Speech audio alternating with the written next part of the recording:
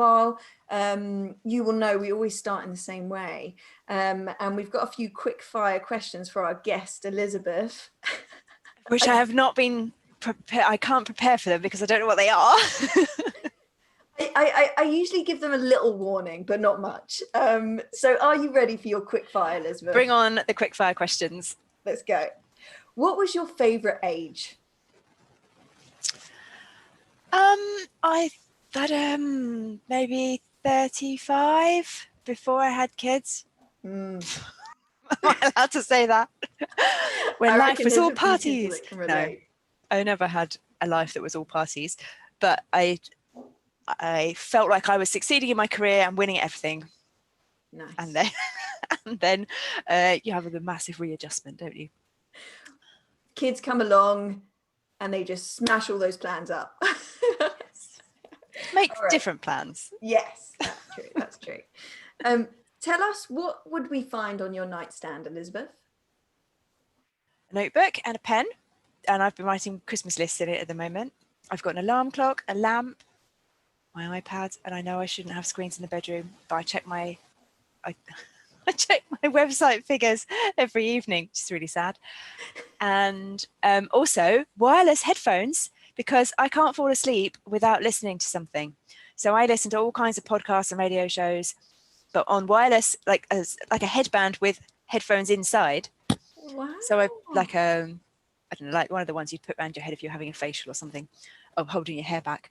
And so soft headphones I can just sleep in, and I sleep in my headphones. Brilliant. I'd never heard of them. There you go. Who's already started with their Christmas shopping here? Hands up. Oh, wow. Some organized people here, some serious project managers. Okay. Final one for you, Elizabeth. Give us a snapshot of an everyday small joy for you. Well, you know, at the beginning you were talking about how much coffee you have before 8 o'clock. I have recently started having coffee with vanilla syrup in. And I don't know if it's a winter thing, because it's not something I've, you know, if I go out for coffee and I go to Starbucks or something in the olden days when I worked in London, I would buy a sweet coffee as a special treat. But we just happen to have this bottle of vanilla syrup in the cupboard. So my treat at the moment is I'll put a big slug of that in a coffee, and I'll have one caffeinated coffee with syrup every day. Love it. Love it. It's probably really bad for me. I do it anyway. Brilliant. Thank you so much, Elizabeth. For everyone who's joining us who hasn't been part of this before, it's the Event Manager to Project Manager series. So every week we're joined by a project manager from a different part of the industry, or an expert in making career transitions. And this week we're joined by Elizabeth Harrin. Elizabeth provides project management training and mentoring. She's an award-winning blogger and author of several PM books, with experience leading multi-million-dollar projects. She's also founder of the Project Management Cafe on Facebook. So if you're not part of that, I definitely recommend joining that community of project managers. And so usually we start off, you're welcome. Every week we're running these up until the end of November. So join as you can. And we usually start off with a bit of chit chat. We then hand over to our guest, who will share a few ideas with us, and then we'll talk around any questions or any reflections that you have. So at this point, I'm going to hand over to you, Elizabeth. Thank you. Okay, well, I've been given quite a wide brief of things to talk to you about today, but I have made some notes. So if it's all right with you guys, if I've got permission, I will share my screen, because I've gone for the really informal, low effort version of just typing my notes into a Google Doc to give me some prompts about things to say. And if you want this, I can just share it with you, can't I? I'll give you the link. And then there you go, copy the link, and I'll paste that into the chat. So then, not that you necessarily want to follow along, but if you want it as a reference afterwards, you've got it. Okay, so Jay asked me to talk about how to stand out confidently when there's competition and when there's other people who are going for jobs that you've got or that you want to have, and how do you stand out from the crowd, perhaps when you've only recently moved into project management. Although I know, Bronwyn, we're connected on LinkedIn, so I know some of the people, they might have a bit more project management experience. But if you've recently chosen to move into project management, perhaps you've got a few years in events, how can you stand out from the crowd and really sell yourself and your skills?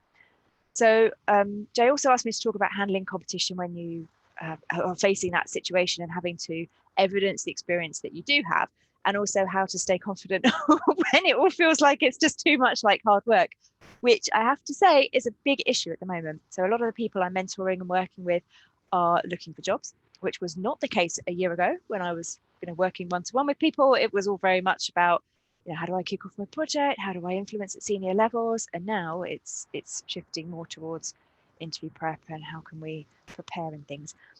Because there's, we're in this situation where jobs are not always as easy to come by as they were before.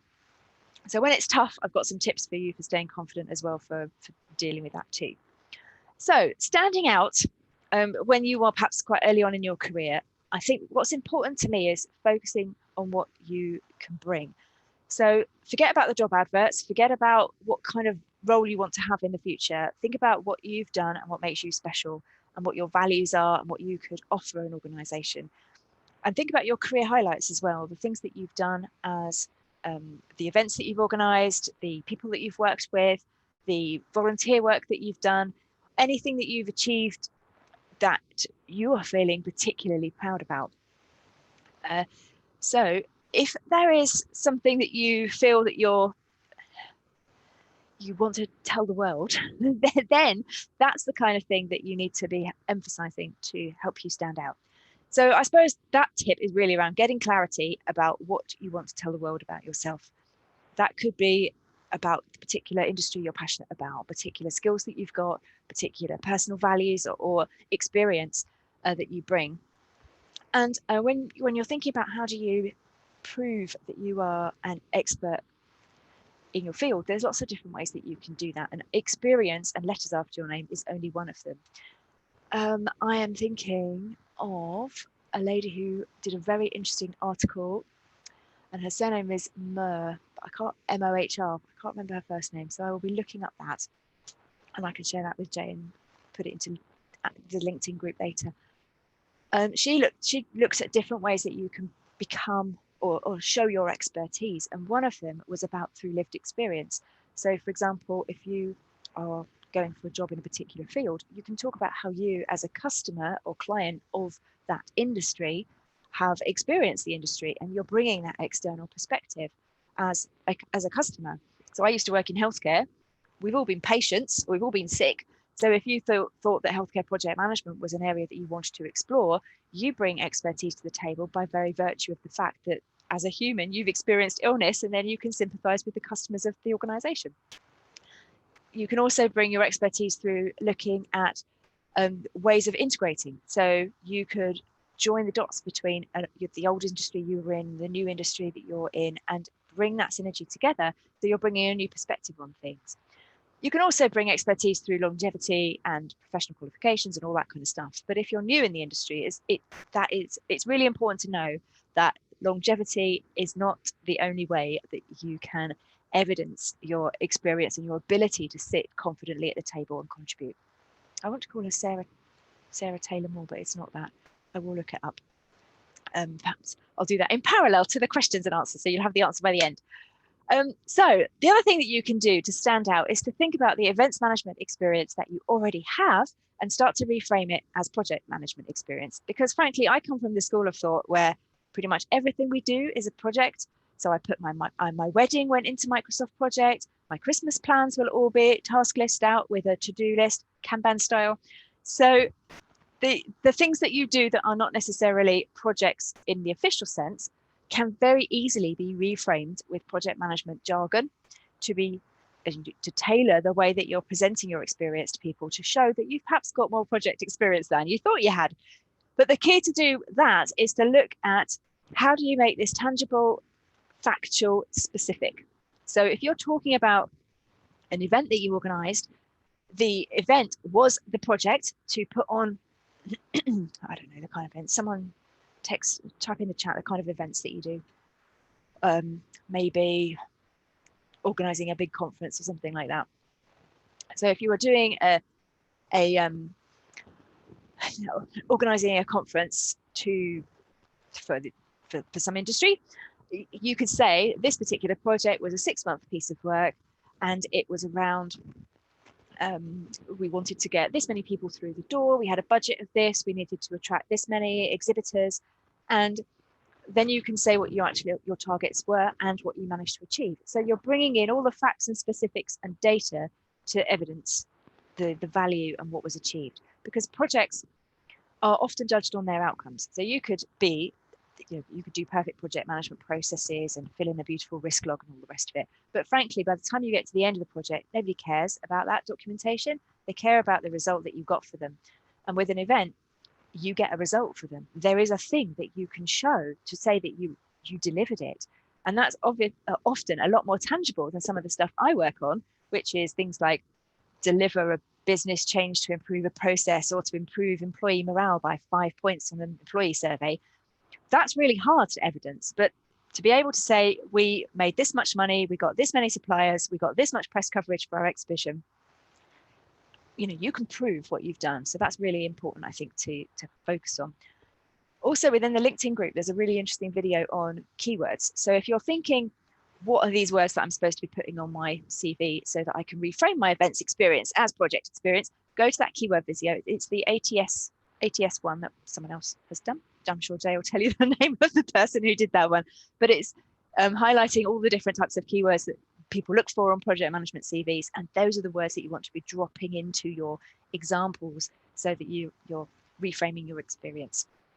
Okay, I feel like I've laboured that point now, so I shall move on to the other thing that's really important for project management is soft skills. So one thing is results, benefits, value, all of that. And then soft skills are also another really important thing. And I think if you're working in an environment where you are managing events, organizing lots of people, trying to juggle all the balls, keep everybody happy, make sure everyone's got, tea and coffee on the day and microphones, and there's the details are all perfectly polished and your stakeholders are happy, you probably have better soft skills than people who work in IT project management, financial project management, because of the nature of the wide group of people you have experience interacting with. So soft skills are things like communication, how do you engage others, teamwork, especially now, all the virtual learning stuff that we do. So working online, having a lovely telephone voice, being nice to work with, negotiating, influencing, all of that stuff. And they are more important in project management now than they've ever been before. I think project management discipline has overlooked soft skills for years and years and years. And Pinbox 7 with the project management body of knowledge version 7 from PMI is due to come out next year. And they've totally jigged how the document looks. And now there is actually a massive section on people, which is good.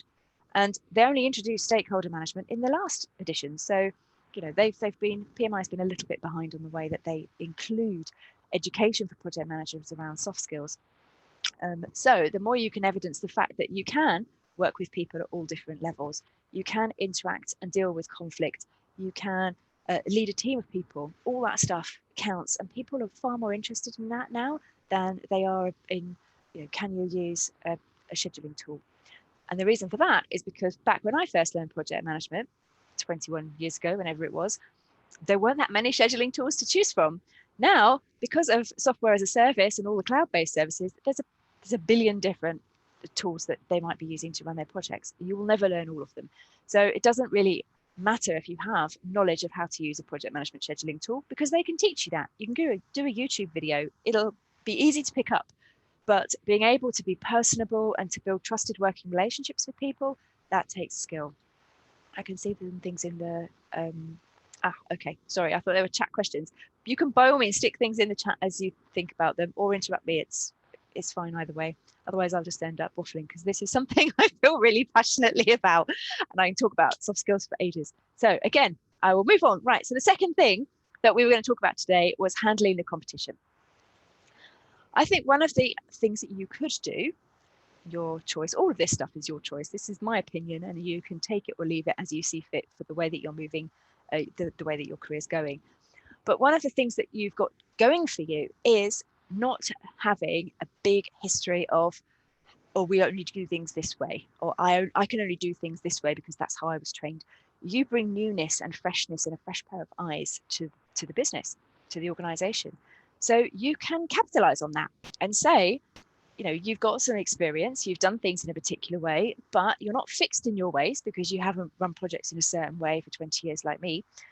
You can learn new processes and adapt, and they can basically shape you into the project manager that they want you to be. The other advantage that you've got over someone, for example, a lady I was working with earlier in the week, who's looking for a quite senior, high paid job and is struggling to find something in that arena, she's going into an interview thinking they are going to question why I'm taking such a pay cut. So I don't think you necessarily want to go for jobs where you're going to get a pay cut, but in her case, she's getting to the point where she's having to adjust her expectations given her specific market. But if you are going in at an entry level or a relatively low level project management job, perhaps the salary differential is not quite as awful. I don't know what event managers earn, I'm sorry. But as an entry level job, you've got a lot that you can give and a lot that you can learn, and you're not in that position where they're thinking, but you used to be a program manager on 80,000 a year, so why are you taking this entry level project management position? Surely you're going to be leaving in 6 months' time. So there might be something there that you can drop into conversation to your advantage. The other thing you can do, I'll just check that. Jay says, generally, I've seen PM roles are higher paid than event roles. Okay. I mean, project management is a very well paid part of business, I think. It's hard work. I think we're paid fairly for the amount of stress and effort that we have to put in. But yes, it's a well paid job, and it's also very transferable. So, there are some industries that don't pay as well, like charities in the third sector. But if you're doing project management in a large organization, a global organization, IT, financial services, then, there's definitely money. So one of the things people say to me when they're saying, well, how can I compete against people with loads of experience? Well, you could get some experience. So PMI chapters and APM have chapters here in the UK. I don't know what's the situation is with the local organisations in the Czech Republic, but PMI definitely has a Prague chapter, or chapter with Prague events. And they all accept volunteers. So if you haven't considered volunteering and you have the time to do that, you could volunteer and get experience through PMI that way. And that would be in taking a committee post, organising their events, which would be perfect, a perfect fit for people with an event management background, but doing it with a project flavour. So it's thinking about what experience you have and trying to frame that as projects, and also seeing what new experience you could get that would help you feel more confident in addressing some of the questions around what experience do you have leading projects. The other thing you can do is making sure that your applications for jobs in project management are far better than anybody else's. And this is not actually as hard to do as you think. So when I was recruiting, we would get 50 different job applications, and they'd all be very vanilla. So you could tell people who had tailored their application for the job and people who had read the job description and done a tiny bit of research on the company. You don't have to do that much to stand out. But often people were just like, send off my CV. And that's just, you can tell as someone reading and scanning through CVs, you can tell that they've put no effort into making sure that it is targeted for the role. And you might not need to do it for every single job, but you might copy and paste from 3 different versions of your CV to try to make a document that talks about your project experience or your stakeholder management experience or whatever they've highlighted in the job description. So the better you can make your application, the more you will stand out. Even if you don't hit all of the boxes, you will be noticeable and you'll be relevant. You'll have a relevant application instead of, they've just, haven't even bothered to attach a cover letter. So put some time into the application process, which does mean being more picky because you have to, invest your time in that, which means you can't blanket carpet bomb everybody with your CVs. All right, I feel like I'm talking very quickly, so sorry about that. But the final thing that was on our list of 3 things to talk about today was staying confident. And this is a bit about mindset, really, because it's a waste of time to think about how much better everyone else is than you, because you don't know. You genuinely don't know. And so another example of someone I was working with interview prep, she didn't get the job. And then she found out that it went to an internal candidate who frankly was preferred.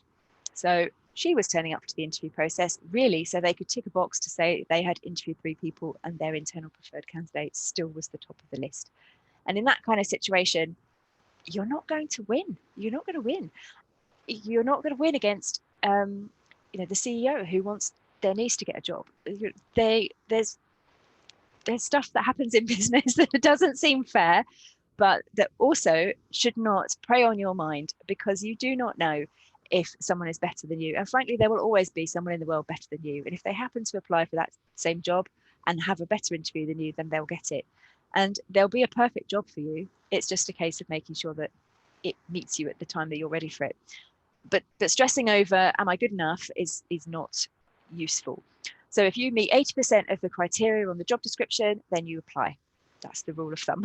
So even if you don't tick all the boxes, you can't evidence all of the things they're asking for, 80% is my personal benchmark of when I think you should apply. So getting over that imposter syndrome about, oh, I'm not good enough, I don't know if I should apply, I don't know if I can do this, surely they'll realize that I'm basically winging it. We all feel like that. We all wing it. There is no playbook for project management that tells you exactly how to perform in every situation, and anyone who tells you that there is making it up.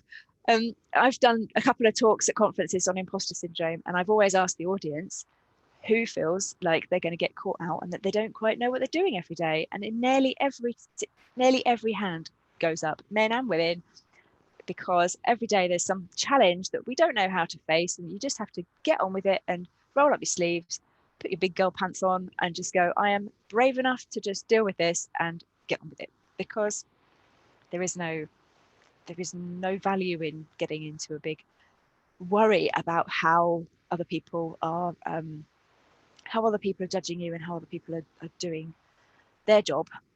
And I put there as a reminder to me to tell you about the guy I worked with called Ray in my very first project management job. And he was amazing. I mean, I was 22 and he was nearing retirement.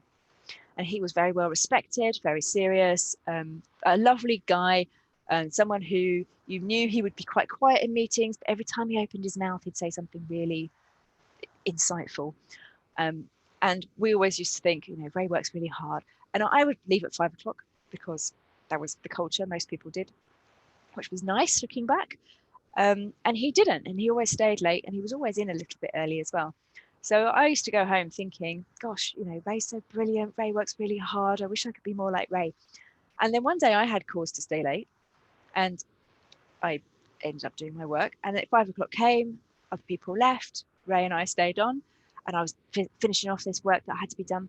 And Ray went and got a cup of tea and got out his newspaper and sat and read the paper for an hour. And it was me thinking, oh my God, Ray works so hard. He's putting in all these extra hours. I need to be more Ray. And actually what he was doing was he had to catch a train and he didn't want to sit at the station for an hour in the cold. So he sat in the office and waited. And then when it was time to go and get his train, he packed up his stuff and he left. But he didn't work extra hours. And there was me. And I'd made all of these assumptions about how dedicated and brilliant. I mean, he was a nice guy and he did a good job. So I'm not complaining about the level of his work. But the assumption I had made was that Ray works harder than me because Ray stays longer than me was not true. And I'd lived with that assumption for many months before I had the opportunity to see what actually happened. And why not? Why not sit in a warm, comfortable office with your cup of tea and read the paper instead of on a cold station platform just because everyone else has left? I don't understand why I didn't even think that might be an option. But what the point of me telling you this is that you don't know what's going on in other people's lives, and you make assumptions about people being good or bad or judging you and things, and it's not true. It's often you've got the wrong end of the stick, and the assumptions you're making tell you more about you than they do about the people that you are working alongside. So anyway, that was that. Oh, right. At the end, I'd put some stuff about interview prep help and where you can find me on Facebook and things, but you can scroll through that and look at that in your own time. So that brings me to the end of my talking part. Were there any questions? Amazing. Thank you so much, Elizabeth. Whilst they're thinking about their questions, I was just going to say I really connected with what you were saying about the stories that we can create about ourselves. And what we often do is we often create those stories, and then, you know, we go inwards and it's about us, and it's about us not being good enough. I was coaching one woman who, you know, she hadn't got a reply from a message she'd sent, the story that she had created. And we spent half an hour talking about this story that, you know, her CV is not good enough. She probably doesn't have enough experience. She's too old. You know, there are people who are, you know, applying for roles that are much younger than her. So created this elaborate story of what had happened. And we sat there and we talked about the facts. And the facts were, she sent a message to somebody and they hadn't replied yet. That is it. That the rest of the story she had created. So we, you know, by the end of this discussion, we talked about a plan that she was going to follow up with this person and just say, you know, it might have got lost and I just wanted to follow up with this message. And this woman has 3 kids. She was homeschooling. She absolutely was interested in meeting her, but she just hadn't got to the email and it kind of gone to the bottom of her list. And it was, and she was just, the next coaching call, she was just like, I can't believe that's the story that I'd created, and I would have acted on that. So she wouldn't have messaged because she would have felt that she was, you know, inconveniencing somebody. Yes, it's amazing, isn't it? How you start off thinking something and actually it's not necessarily a reflection on reality. And when you can put yourself in other people's shoes and try and think, well, what might they be going through? And this is good project management practice for all kinds of different stakeholder engagement, not just for job hunting, but what might they be going through? Why haven't they made that decision yet? Why don't they understand what I'm talking about? It might just be they're having a bad day and it's not about you at all. Yeah, amazing. Right, any questions? And feel free to take yourself off mute and ask away. Any questions? I have one. Okay.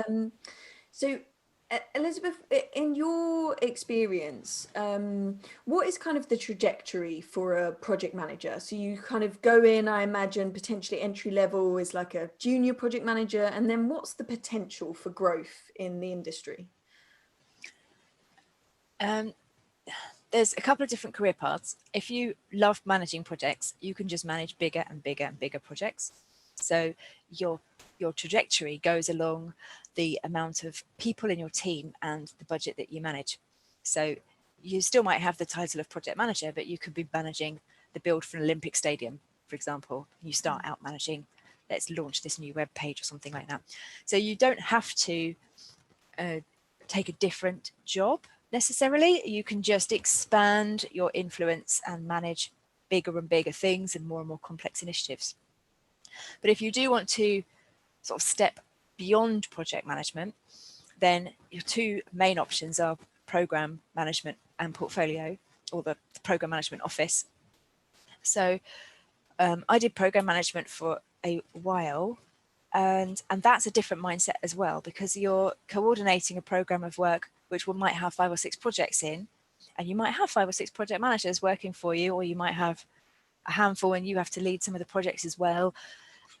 And that is a different way of thinking, because it's more around juggling the different dependencies between the projects than it is about getting hands-on with, you know, what task is going to finish on what day, and what does my critical path look like, and what's my work breakdown structure. It's far more around the strategic guiding of work to a clear end goal.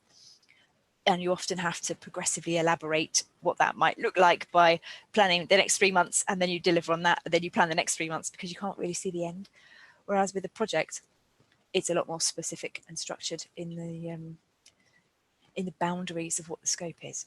So you could go with the bigger and bigger projects. You could go with, oh, thanks, Joanna.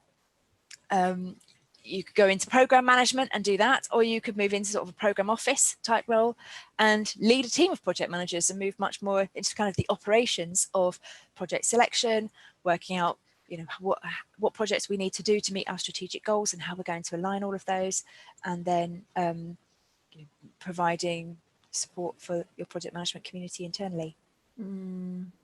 It's really flexible. You can shape it however you want, really.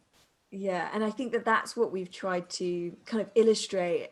This whole series has been about that, how kind of flexible project management is and how different it will be in different environments. Has that been your experience, Elizabeth, in terms of the different companies you've worked with? How different are we talking in terms of the different types of project management that they use? The different types are really to do with how much bureaucracy there is. So you can either have projects. When I first started out at Bupa Hospitals, everything was very highly bureaucratic. There was processes for everything, gate reviews and stage reviews, and having to go and present my projects to an internal board to justify I was ready to move to the next stage, and peer reviews and audits, you know, all the things. And then in the subsequent iteration, once Bupa Hospitals were sold to their new, and became a new company, there was a massive backlash against that. And they went with, don't want bureaucracy, it's too time consuming, we don't understand all this paperwork, just do it, we're young and nimble, which of course is totally the opposite. And eventually we had to settle on, there needs to be some level of governance and oversight, because we need to make sure we're actually spending the money on the right things, but without going too far to make people feel that we were bloated in terms of the bureaucracy and paperwork. So I would say, regardless of whether you are agile or hybrid or iterative, waterfall, predictive, whatever you want to call it, regardless of that, the main differences I've seen has been in the level of management oversight through documentation. Does that make sense? Yeah, completely. Thank you so much, Elizabeth. Okay, amazing. Thank you all so much, Elizabeth. Thank you so much for your time. Really, really appreciate it. That's quite all right. I've just realised that I was supposed to tell you the lady who had those different types of experience that you bring to the table, and her name is Tara Moore. I've just put that in the chat. Oh, brilliant. Perfect. I will share that in the recap as well. Thank you all. And